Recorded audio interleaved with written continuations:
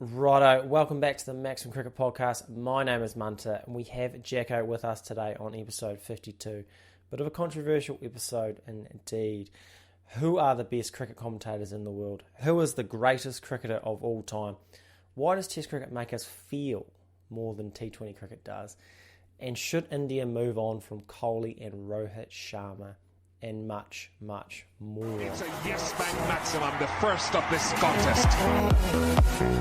Oh, that is brilliant. It's a hero maximum. On the ground, down the ground, another hero maximum. But first, Jacko, how are we today on a lovely, but a very cold winter's night? Yeah, good, mate. Good. Yeah, winter's definitely biting hard. Really makes you miss those sort of long summer days at the cricket club. So definitely ashamed to be in the middle of the winter, but wee bit to go. But nah, all made better with a bit of shit talking about unpopular cricket takes. Yep, for sure. The only good thing about a shitty weather is the fact you have an excuse to do jack shit. I think we were talking to Lugsy in a chat yesterday when it was raining all day, bit of NBA on, and you don't have the temptation to go outside and do something with your day. Nah. You're actually allowed to just sit all day, which is nice. Similar to having like a little bit of dust hanging over you after a big night. Like you sort of sit there and eat shit food and watch TV for 8 hours, and you're dusty. Like it's all good, I'm hungover, but you do that without any beers the night before, and you're like, oh, I'm actually just a sack of shit. Yeah, so. For sure. And speaking of sack of shits, no Lugsy this week. I believe he's been called up into babysitting duty, which is quite the promotion for a guy of his stature. Jack, I don't know if you saw on the Brilliantly Dumb show where they asked the question how long they would trust Bobby Fairways with their kids. Yeah. And he's given a couple of days, and it sort of made me think of, combined with Lugsy babysitting, how long I would go, or how long Lugsy could last looking after my 20-month-old Wee son. Harvey. Yeah. Now, put a bit of perspective. He sleeps well, which is handy, but he's pretty full noise when he's awake. So I think I'd give him, the over-under would be a 0.5 of a day. Yeah. 12.5 you reckon? Yeah, or maybe I would say 6.5 hours. I'm potentially taking the under. Yeah. Just because he's a bit full on. I think night time's where it starts to get a wee bit how you going. Can be a bit of a screaming match. I'd say if I haven't got a call by night time, I'm getting one very early on day 2. Yeah. I was going to say give him over under just the first sleep. But yeah, it'd be interesting. I wonder how long into the babysitting is either a wrestling move or wrestling on the TV with that belt there just wrapped over his shoulder. Oh, 100%. Probably the best part about having kids actually is just built-in wrestling all the time, which is great. Yeah. Right, should we get into some unpopular cricket opinions? Obviously, a little bit of a lull here in the cricket circles, unfortunately due to my paying job getting in the way of this unpaying hobby. We've had to record before the IPL regular season finishes, which is not ideal. However, it's given us the opportunity to get the punters on board. We chucked the feelers out on Instagram earlier this week with the question, what is your unpopular cricket opinion? And sure enough, we got a few brilliant ones that will no doubt cause a stir. Jacko, anything you want to touch on before we get into the first question? No, I think great to get the unpopular takes in, I reckon. It's good to see sort of what people think behind the anonymity of a Instagram question box. So good to spark some debate, and see if people are right or wrong in the eyes of the Maximum Cricket Podcast. Yeah, the judge and jury right here. Okay, starting off here, we've got Jacques Kallis is the GOAT cricketer. Just to be clear with the term GOAT, there's only one. Isn't that right, Jacko? Not more than one. Yeah. That is probably my most mainstream, my most hated mainstream thing at the moment. I mean, Radio Harrick is currently running the GOAT song competition where you put in 3. Like, greatest. It's the greatest. Like, just singular. Singular, just a singular. You fucking go to grammar class or no, you missed that. Jesus. So that's sort of spice you're dealing with. The boys are running hot. And I must admit, Jacko, when this question or the statement came through, I was running pretty hot, some pretty hot takes going through the chat. I don't know if you had them in your top 10 when you first saw this. Yeah, I made it. I mean, I may have thrown the overrated word around a touch, which I think was probably a bit of a stretch. Yeah. And to be fair, once I did some research, which you should always do before you say these things, I learned I was wrong. Jacques Kallis is fucking good. Funny how much sort of a late career receder and slight letting go of the rig. It's really we didn't bowl much. You were just ready to write him off as just this is a real unpopular take. He was dog shit, but yeah, I mean some of the stats you sent through were like that year that he was average 70 and took 36 wickets or something, like unbelievable cricketer. For sure. And I think that is, if that's not a lesson for guys not to play too long, I don't know what is. Like, your Pontings, etc. Because you kind of just remember them on the outer. Because when I remember Kallis, I don't know why, but it's like from 2007 onwards, where definitely one of the world's best batters, but didn't really want to bowl a lot. But then, like I said, when I looked up his stats, he actually bowled like on average 20 overs a test, which is still a lot, which is quite a lot, It's the same as Ben Stokes. For context, you've got Stain, Morkel, Philander, they're around the 30-odd. In his peak, he's looking at about 23 overs a test. So Kallis was a genuine all-rounder. Like you said, in 2001, he's 1,100 runs at 70, fourth most runs in a calendar year, 35 wickets at 26, which is top 10 for anyone that year. So yeah, he's pretty good, and I get the all-round. I get the argument for like an all-round cricketer being your GOAT in terms of the value an all-rounder brings. How much did Stark ripping out his middle pole in the Big Bash contribute to you thinking it was a has-been? Stark was rapid back then. To be fair, he was ripping. I've got visions of Stark being the best bowler of all time, which is. Eden Park and whatnot, so it's up there. I just didn't remember him bowling a lot, which is I don't know why, because I was there. I don't know. It was like a VH, those old VHS tapes where you like tape over things. I think my recent memory taped over the other memory, which is unfortunate. But you sort of taped over Harvey's first steps with him throwing a tantrum, sort of thing. 100%. But. Yeah, Kallis is not my GOAT.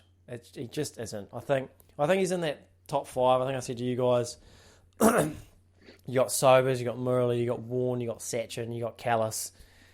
And then the GOAT of cricket, and maybe any sport, in terms of pure dominance, for me, it's always going to be Sir Don Bradman. Yeah. No one in this sport, potentially any sport, has had so much... who has been so much better than anyone else in their own era. Yeah. To average 100 is ridiculous. Like, it's like saying if he gets a duck, the next game, on average, he's going to get 200 to make up for that duck, which is ridiculous when you think about it. And a lot of people will say, that era is pretty average, which is fine, but the next highest average in that era was 60. So... long way away. If it's so bad, why did no one else average 100, if you know what I'm saying? So, as good as Kallis was, give me a batsman who can average 100 over a batsman who averages 55 and is like a very good third or fourth option with the ball.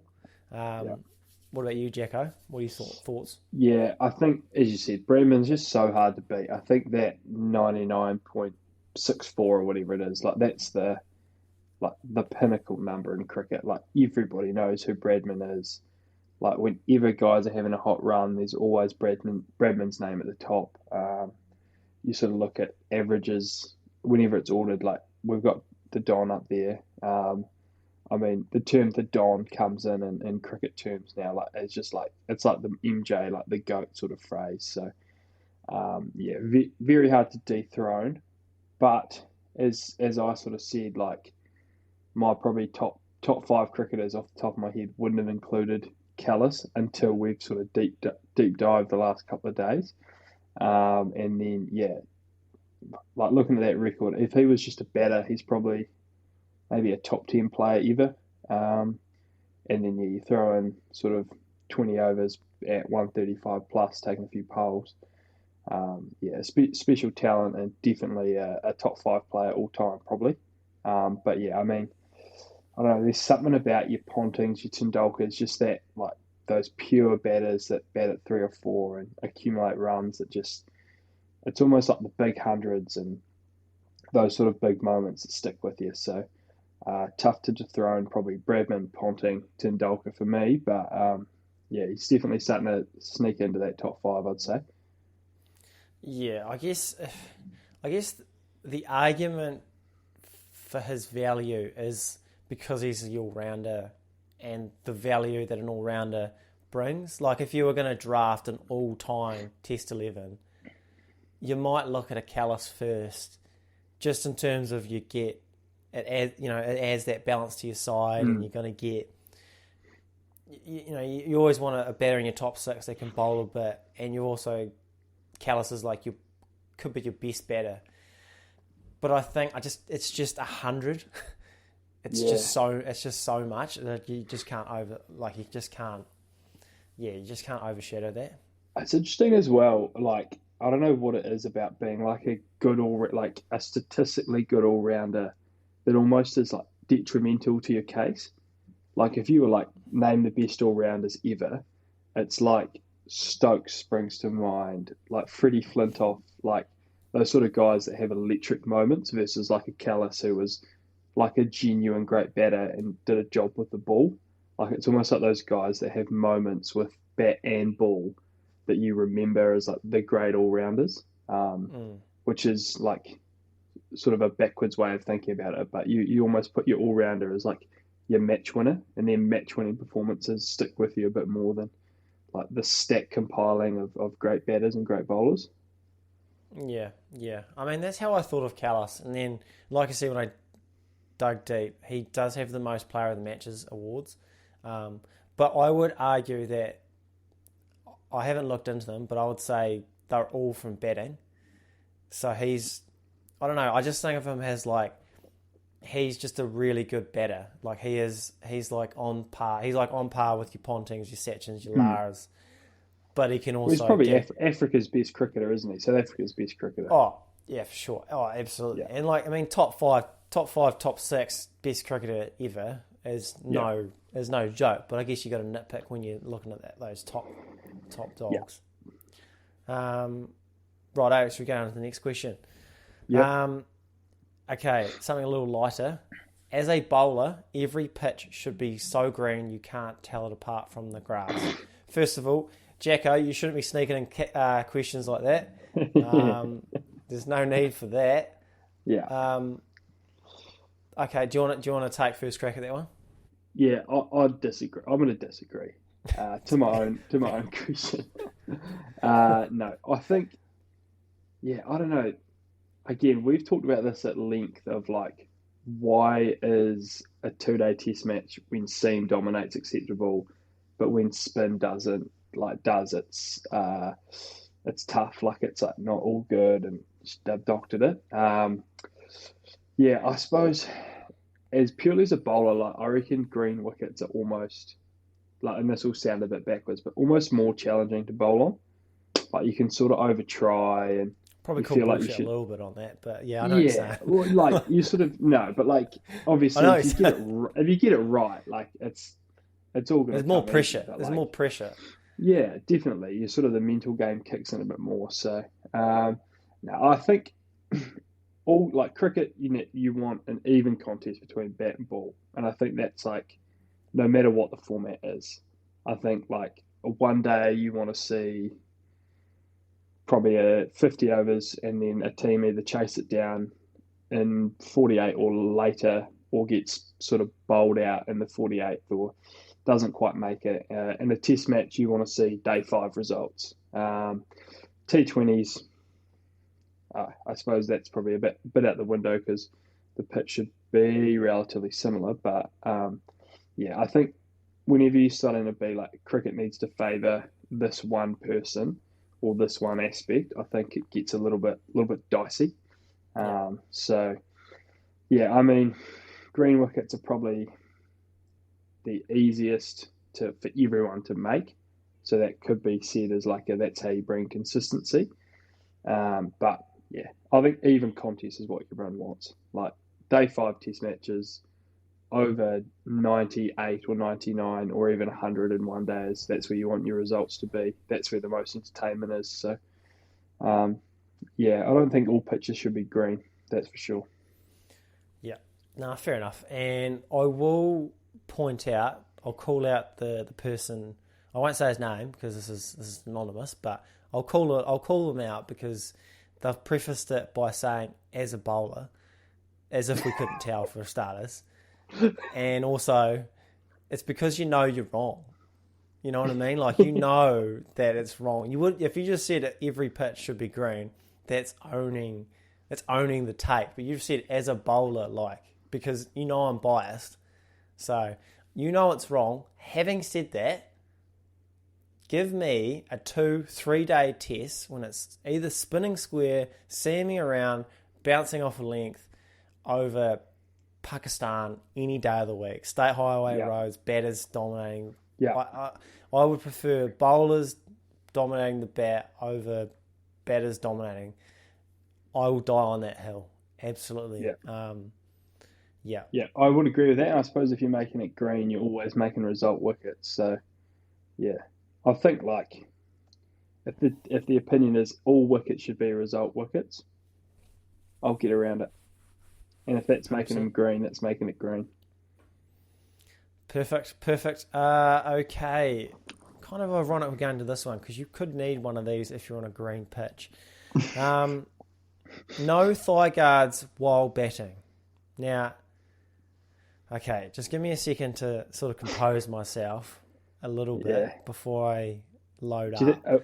Is this a visual thing, or are we saying people that wear thigh guards are soft? I don't know I actually don't know the tape. Are we throwing the box out next, or I should have dug deep a little bit more because I know who sent this in, and I can't tell if this is a gag or not. But let's just assume it's not. And the fact that it's come from a senior cricketer, one that's a leader, even, it concerns me. It concerns me that guys like this are making decisions. I'm not going to say. Does this person wear a thigh pad? To be honest, I don't look anymore. I just assume everyone wears the thigh guard. Like, it fucking hurts when you get hit there. It hurts with the thigh pad on. I don't even know I don't have an argument for it. Like, is it, it makes me lighter? Let's just get rid of the pads and the helmet. Let's just get real light, aerodynamic. Like, what are we doing here? I mean, Euro cricket did actually try that with the marshmallow pads and got eviscerated, but that's you ran a couple of them, didn't you? Well, I ran the traditional line. Didn't have the marshmallows. I mean, see, I'm even of the ilk that, like, if this is a protection thing, like, and you're calling out guys for being soft for wearing a thigh pad, it's just fucking stupid not to have a thigh pad on. The cricket ball hurts so much. Like, so much when you get hit. It can't be that hard to wear a thigh guard. Nah, and if it's a visual thing, I reckon there's actually, like, nothing. Like, I reckon thigh pads look quite crisp. Yeah. Especially if you're running, like, a real good rem-free sort of set with the wee scroll and they've got a bit of use on you next to your crisp pads. Like, yeah, there's plenty about thigh pads just thinking about it. Yep. Yeah, we'll do another Patreon episode on the on thigh guards and stuff. thigh guard erotica. Righto, let's move on to the thigh pad. Yeah. Okay, I've got 2 questions here. I'm going to group them together because they've got similar themes, but you can sort of take them any way you go. First one is, I don't care about the IPL, and the second one is, T20 isn't more entertaining. First of all, get used to them. Ain't going anywhere. T20 bankrolls the rest of cricket, and the IPL is just going to get bigger and bigger until it consumes international cricket. That's the short answer. Yeah. But I'll start with the IPL. I'll be a little bit fair. Like, if you are living in New Zealand, Australia, the time zone's pretty tough, most games starting at 2 a.m. You might catch the back end of it if you're getting up early enough, but it's tough to follow. Like, I think that's why people love the Big Bash here, because it's on at a time that suits us, but it's not as good as the IPL. But like, if the IPL was on a good time, like, we'd be right up it, I think. Yeah. If you could get home from work, have your dinner, and the IPL started at 7:00, I'd have a Mumbai flag up in the living room. You'd have your team and you'd be right up it, because like, we get so hard up NBA, like American sports, and they're not even our like favorite game. And they're like a little bit inconvenient to watch, let alone like, if the IPL was on at a time where you could watch it, it'd be the best league. Like, you'd love it. You'd have your favorite team. But yeah, it is tough to get around when you sort of have to find 3 hours to watch a game you already know the result of, or like watch a short highlights of it and sort of follow along that way. Like, you just don't get that like emotional ride of watching your team play live very often. If your time zone's not right, it can be tough to get into, and that's going to be the same with any sport, I think, in any league. Like, the Vitality Blast is the same. I don't give a Scooby about that, really. But if it started at midday here or whatever, I'm sure I'll be right, just as up it as I am sort of the Big Bash and the Super Smash and stuff like that. Yeah, for sure. And I'll call out Sky TV, because they've got the rights in New Zealand. Their highlights packages, I don't know why they take so long to upload them. It's an absolute joke. Like, I don't know why they wait till they play the full replay in the middle of the day. Like, that's what everyone's going to do. And then they post the highlights. It's like, it's 2023, man. Like, as soon as the game's up, highlights up. Like, let me watch the highlights when I want. You should be able to, like, there should be a set of highlights waiting for you to have with your brekkie.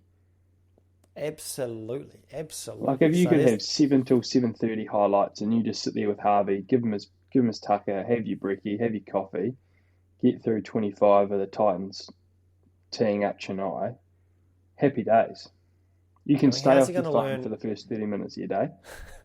How's he going to learn how to bloody like cover drive over third man for 6 if he can't watch Sky? Exactly. Yeah, I mean, that's okay. So, right, we'll move on to I just want to touch on the T20 isn't interesting opinion, because I think it's got a little bit of merit, and I got a little bit of a rant, I guess, around T20 and Test cricket, because I think in terms of ball by ball, T20 probably is the most consistently exciting, in terms of you don't have as many dull patches as your middle overs in a one day, your flat pitch in a test match, etc., etc. But for me, and probably a lot of people, when a test match comes down to the wire on day 5, that's the peak of cricket right there. Like a high quality test that comes down to the wire on day 5. There is nothing better in the sport, I don't think. Like, a good test match is always going to make you feel more than a T20 will ever do.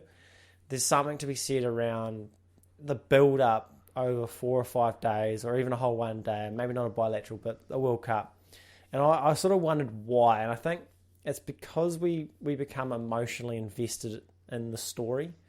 And I've said it before, and it's kind of like a TV show where the storyline changes over time, and in the end, it reaches this big climax, and we're all invested in it. It's like, for me, it's like the WWE, where they build a storyline over time.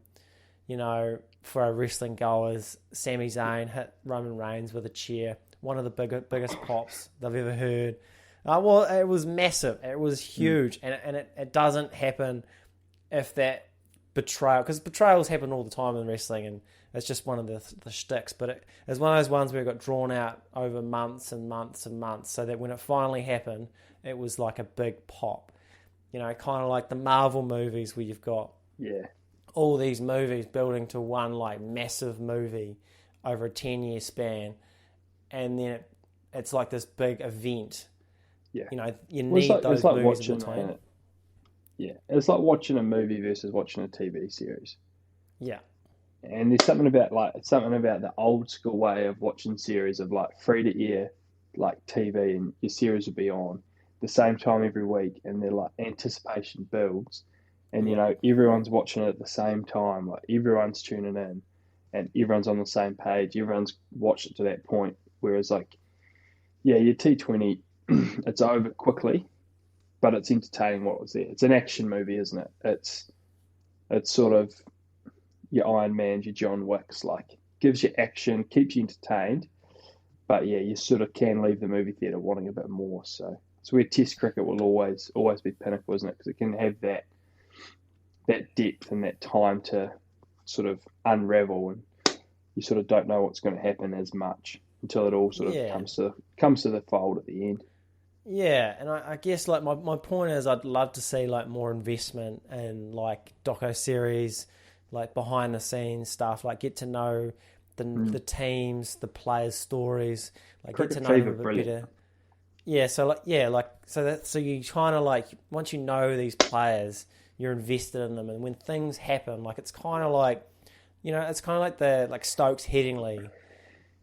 Yeah. Like there's so much media and hype around the Ashes series, so that if something magic happens, it's that euphoria that you don't get anywhere else. Like if you compare that to like that Pereira knock around the same time, he got more runs. It was the same situation, but no one really sort of remembers that knock when it's on par, but it could be better. But I think if you could sort of like invest in that storyline, I think, you know, I don't know if I make any sense here, but if there's a way, if you can monetize it's like the Drive to Survive in F1, isn't it? 100%. Like 100%.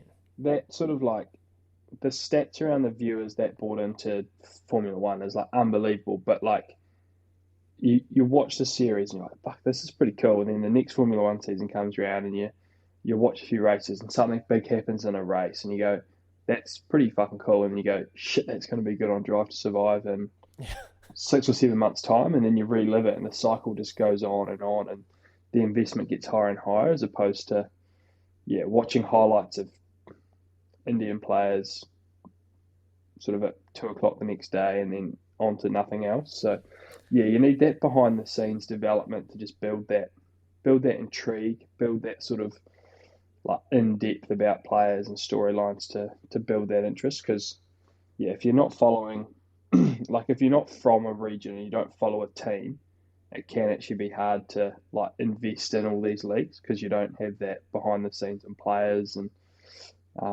that sort of thing. So you're just like, you're seeing who's in them from your country because you invested in them, but the other people are sort of names on a chalkboard sort of thing. 100%. I think we wrapped that up. I think we landed the plane there eventually.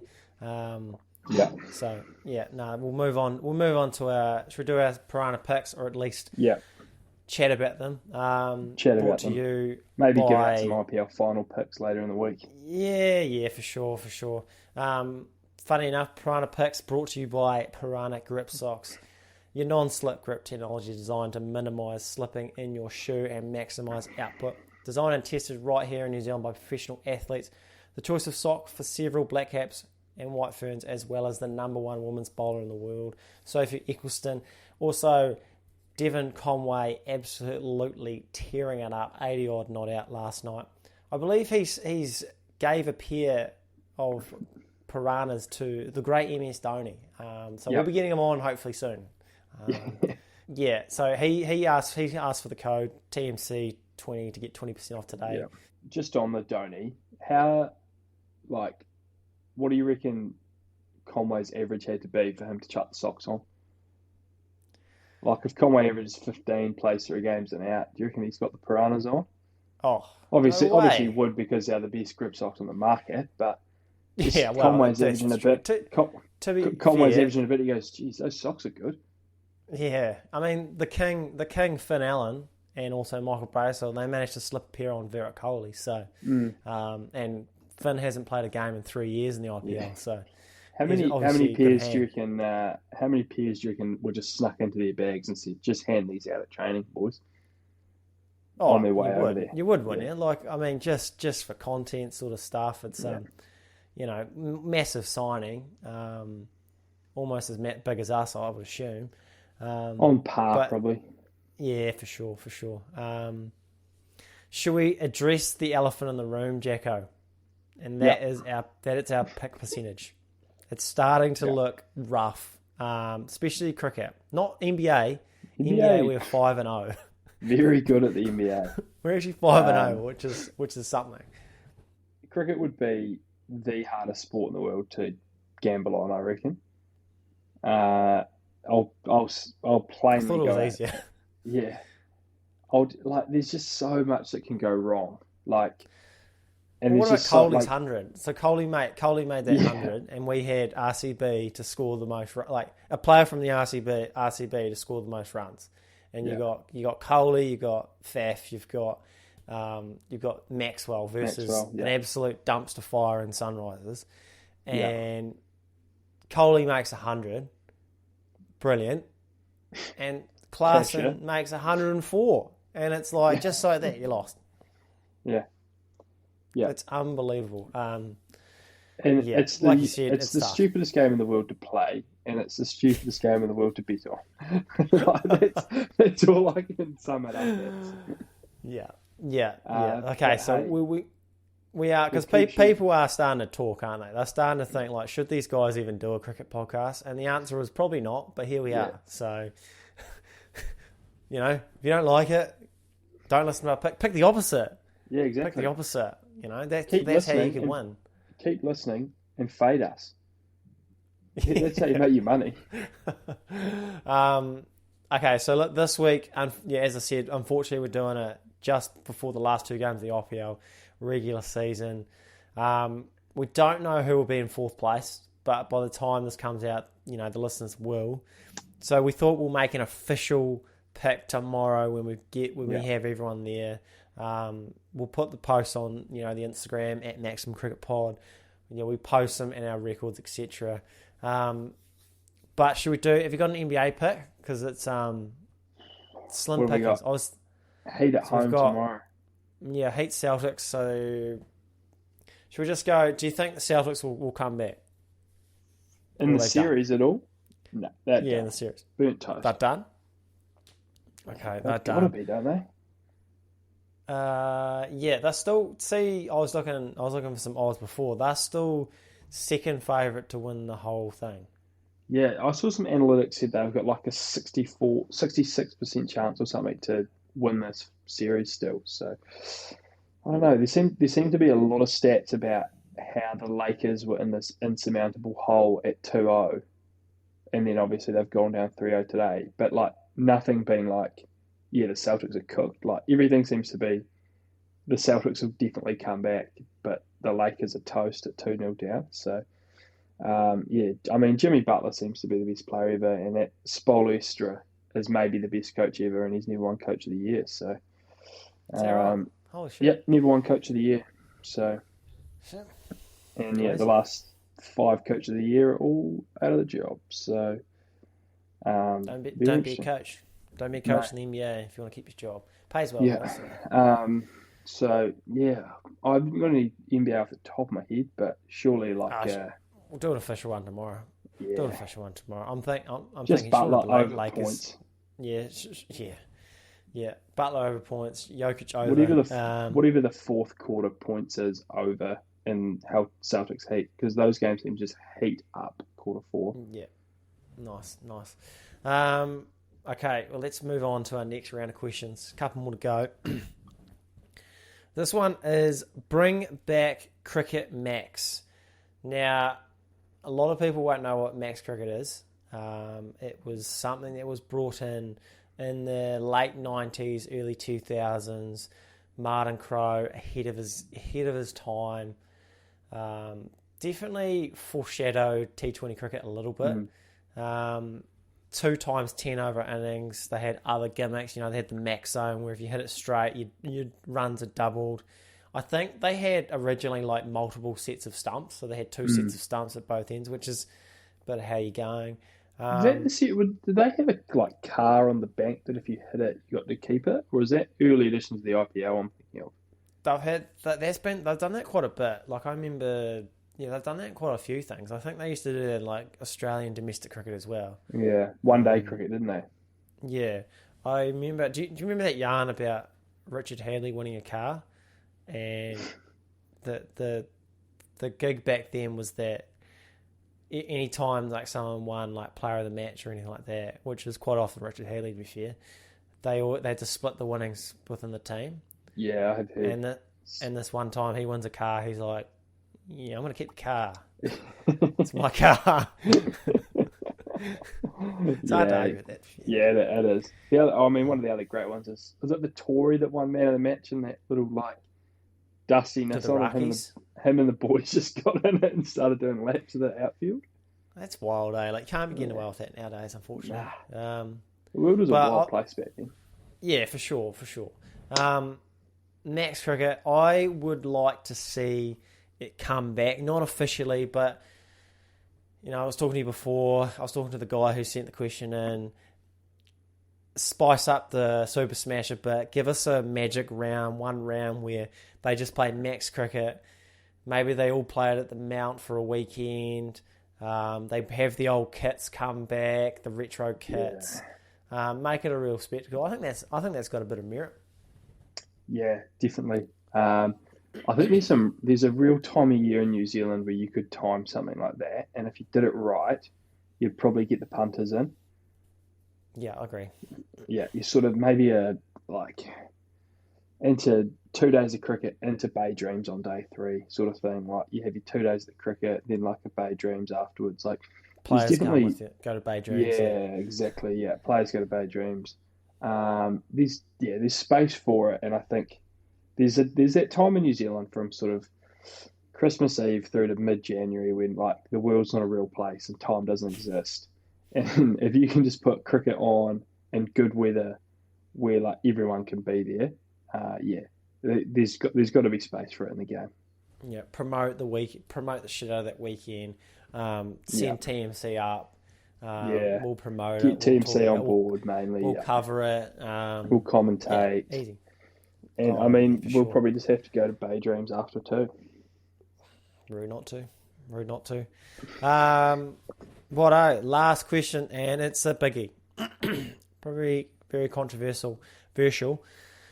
India should move away from Rohit Sharma and Virat Kohli in T20 cricket. Quite a loaded opinion, this. And if I'm honest, I don't think it's that outrageous. Now, I'm talking about not one days. That's a different story. Strictly T20s. I think Kohli, he's still good enough. He's still there. He's still dominating the IPL. We just mentioned he got 100. He was great in the T20 World Cup. He's not perfect player. He once was. Doesn't play spin that well, but I think he probably should open the batting, with the power play stuff. But you have to agree with Rohit Sharma. I think the game's past him. There's no room for him and Rahul anymore. Not necessarily because they're not up to it, but I think you simply can't hold back these superstars anymore. India need no fair cricket to take over. If they do, it's over. It's over. The experienced players, they just don't get the job done. If they could get the job done, they would have another T20 World Cup since 2007.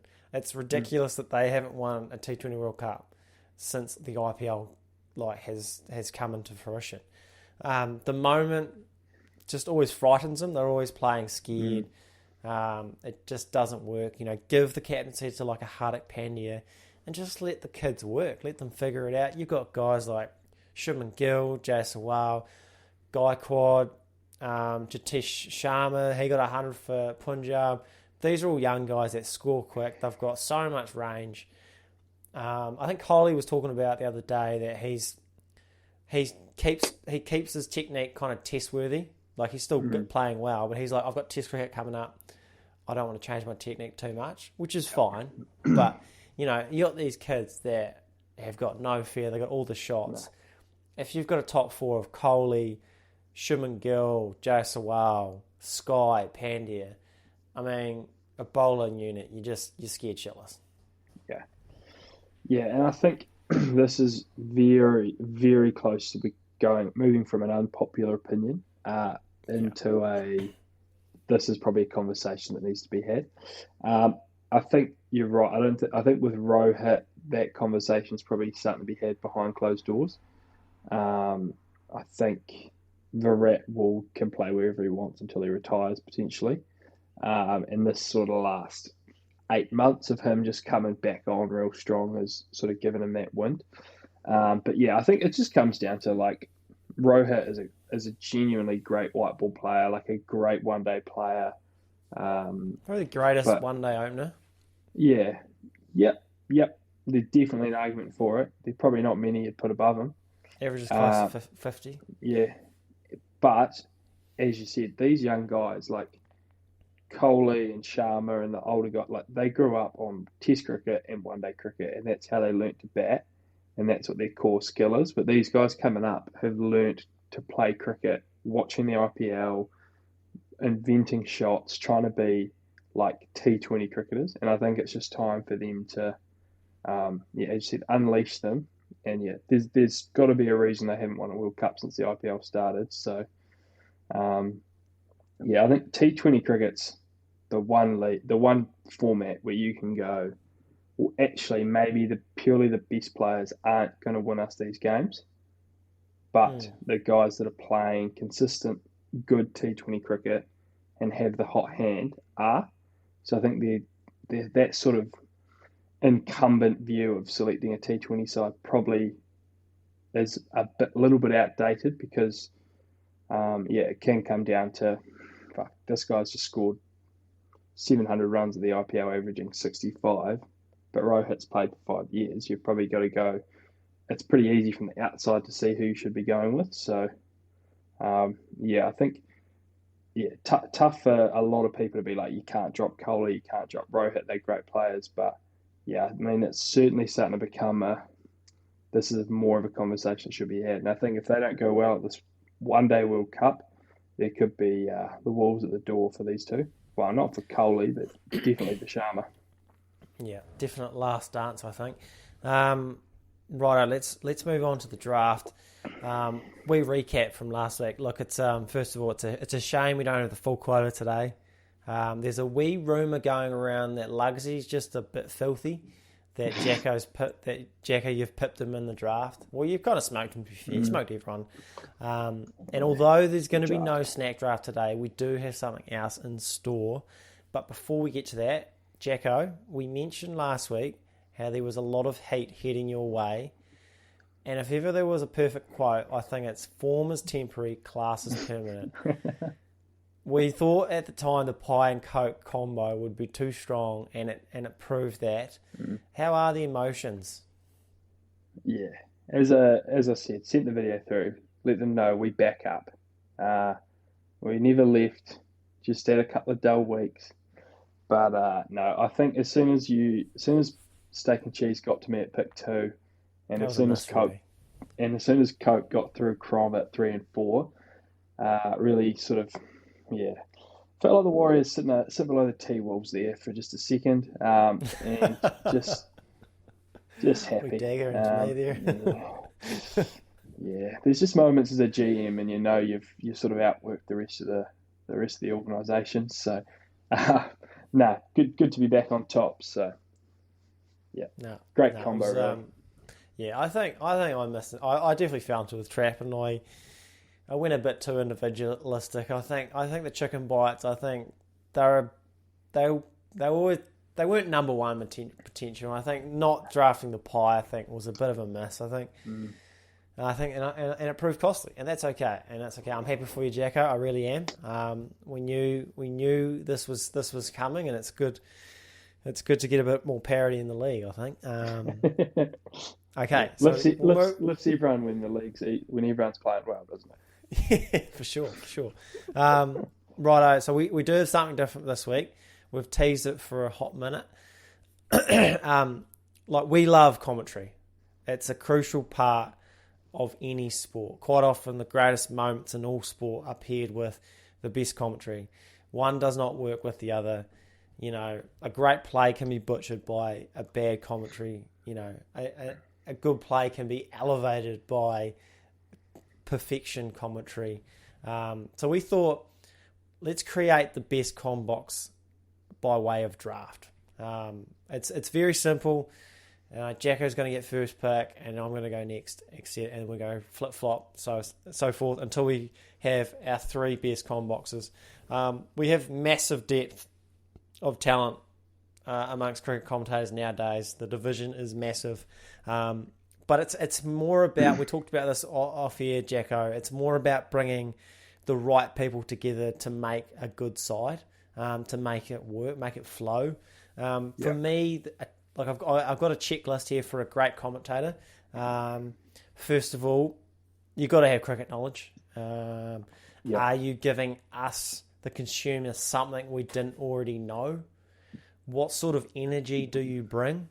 You know, do you lift us on those moments? Do you bring in energy when it's not required? Is another thing. A big thing here is storytelling. Can you tell stories? Can you paint the picture? Can you have also good yarns when there's like dull patches?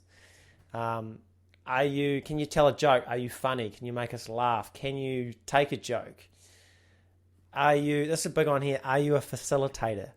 Can you tee others up with questions, or are you like a heavy ISO player and you just want to get your opinion out there all the time? There's a certain someone from Spark Sport that definitely did that. And probably one of the biggest ones, and the biggest ones we all remember, is, do you nail the big moments? When something happens, do you have the right line that doesn't seem scripted, but it probably could be? Like, does it sort of lift that moment? Does it, like, when people think of the moment, do they think of your commentary? I think, have I missed anything? Is there anything else that you need in a commentator? It's and I think you nailed it. I think it's storytelling, and I think it's like the insights. Like, there's, and especially in cricket, because there is so much downtime and so many like lulls and stuff, having that ability to tell a story and sort of take you away from, these two guys are, I don't know, they're striking at 50 and we haven't got any wickets for 10 overs. You need something to get through that. Like, there's so many times when it's like a good yarn comes, it's like, boys, who's listening to this yarn? Like, it's unbelievable what they do in the com box. And it plays just a bigger part in the day as sort of the game can. And I think that probably the last thing is the big moments. I think that ability to like narrate a big moment is probably a key thing. I think like Smitty during some of the great World Cup moments, people commentating at Headingley, like all of that, like it just, that ability to build a big moment is also key, I think. You have the honours with your first pick. A lot of pressure. Have you settled on anyone? Yeah. I think I've got the man. I'll probably have 3 in my top 3 that I will like. Yeah, if I got any of these, I'll be happy. I think one is one of the great facilitators of the current game, and the current commentator. And then I think one's a great storyteller, and I think one's got all of it wrapped up in one. And it's just hard to go past our white whale, the number 1 interview we want. But I'll have to go Ian Smith here at number 1. It had to be, didn't it? It absolutely had to be. Like you said, he's our white whale. He's knowledgeable, he knows the game well. He's a good facilitator. He asks the right questions. He gets other people involved. He does all the presenting stuff well. He can tell a joke. He knows how to have a laugh. He's a great storyteller. Yeah. But the biggest thing with Smithy for me is like, I don't think he does it on purpose, but his commentary is relatable. Like, I feel like he's commentating for us and he's commentating like a fan. Like when he does Black Caps games, it's not like he's biased, because I don't think he's biased, but Nah. it just feels like he's us in the box, if that makes sense. And I don't think a lot of people can get that balance right. Nah. And the thing I love about Smitty as well is when he sort of tussles with the big boys, like if Aussie's here or England's here, like, and he doesn't like go along with them as much. Like he's sort of like he's got his opinions and like he'll stick to them. Like there's many a times when it's like an Aussie in the commentary box just maybe slating us or gassing Aussie up, and all the commentators will do is just go along with that. But nah, Smitty's got to be 1-1, I think, for New Zealanders at least. Yeah. No, it's a good pick. It's a good pick. You can't go wrong with that at all. Well, I had two picks, and I think I have to take this guy because I don't think I can allow. If you have this guy as well and you pair him with Smithy, they've had some moments. Yeah. It'll be like allowing you to have pie and Coke, and I think, which was a mistake. I've got to go Nasser. Yeah. I've got to go Nasser Hussain. I think he's the English Ian Smith in a way. Like I said, he nails the big moments. Ben Stokes at Headingley, like I know that off by heart by now. He's actually quite analytical. He can play that expert role as well. And I think he's actually quite funny when he's paired up with the right people. Like when he's with Smithy, he has a good laugh. I've seen him with like others. He has a really good laugh. So I'm going to take Nasser in the 1 slot as my lead commentator. Yeah, it's good. I'd actually forgotten about Nasser, so I didn't have him as one of my other two. But if I'd been able to pair him with Smitty, it would have been great. But those two were electric in that World Cup final. Oh, so good! Yeah, just unbelievable. But I will go to the motherland for my next pick. Tossing up between two. It'd be interesting to see if you take who I'm missing here, because I do think he is one of the great modern facilitators. But I'm going to grab Bumble. Fuck. And I was gonna. Oh no! I wanted to pair Nasser and Bumble together. Oh no! Yeah. Because that's a good one. Reckon Bumble is your second string. He's so good. His stories are so funny. His laugh would like just make any Dell story like brilliant. He's just got some unbelievable yarns. I think there's some Ashes that Ashes doco that got released, and he was talking through when he toured and some of the yarns he's got is unbelievable. So I've got Bumble in there with Smitty just purely for yarns and the dull periods in the Test match.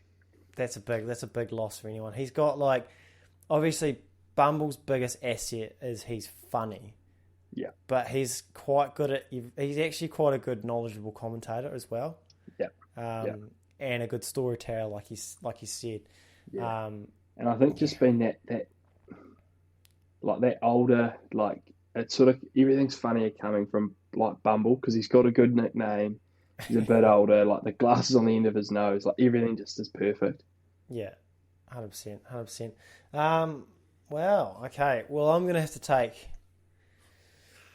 I mean, he's not. I would definitely have Bumble over this guy, but if I can't have Bumble, I've probably got a guy that might be funnier, and on par with the storytelling. Questionable. Like, does he have the knowledge? He obviously does. He's played Test cricket, but I don't know if he's given us as much insight. But I'm going Kerry O'Keefe. Yeah. In the 2, I think he is the funniest guy on television cricket-wise. He is. When he made Shane Warne laugh, it is one of the funniest things you'll ever hear. I think it's a shame we couldn't pair him and Smithy because those two were an absolute treat over the Australian summer. Yeah, it was definitely a coin toss between sort of Kerry and Bumble there. Yeah. No, it's a good pick. That's a good pick. Yeah. Right, you said that about your own pick. What's that? Good pick. That's your pick. Yeah, well, obviously, yeah. I'm pretty happy Hope you'll be happy with it. All right, my last pick. Now, and obviously this, there's a lot of commentators, isn't there? Oh yeah. Now I'm purely going to have to go a homer pick here, and just for some like a little bit more of a modern take. Smitty and Bumble obviously a little bit played a little bit more ancient, and we've sort of called for this guy to have a top job here in New Zealand. But I'm going to go Stephen Fleming. That's not bad.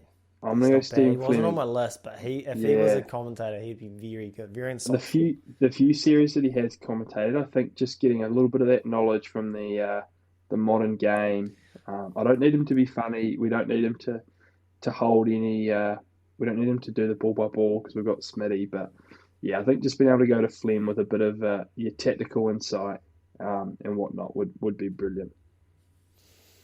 Don't mind that. Don't mind that at all. I'm gonna go.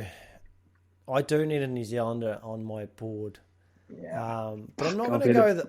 I'm not going to go the obvious commentator. And I think the obvious one is like you go your Dooley. Yeah.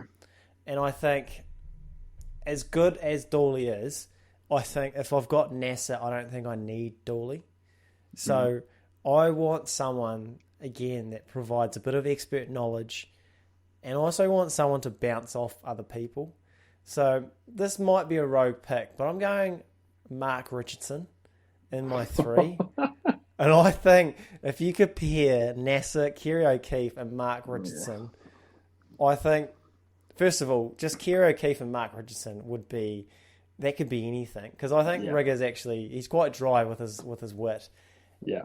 And I've noticed when you pair him in the commentary box with Stephen Fleming, he can hang knowledge-wise. In terms of insights in the game. I think because of all his other shit, like his other, he pisses people off with his radio crap and things like that. I think that knowledge part of his game goes unnoticed, if you know what I mean. Yeah. When he's actually quite a good commentator, I think. He obviously just doesn't do the world stuff, but I don't mind it. I don't mind some big ones on the board. I think I also had like Howie.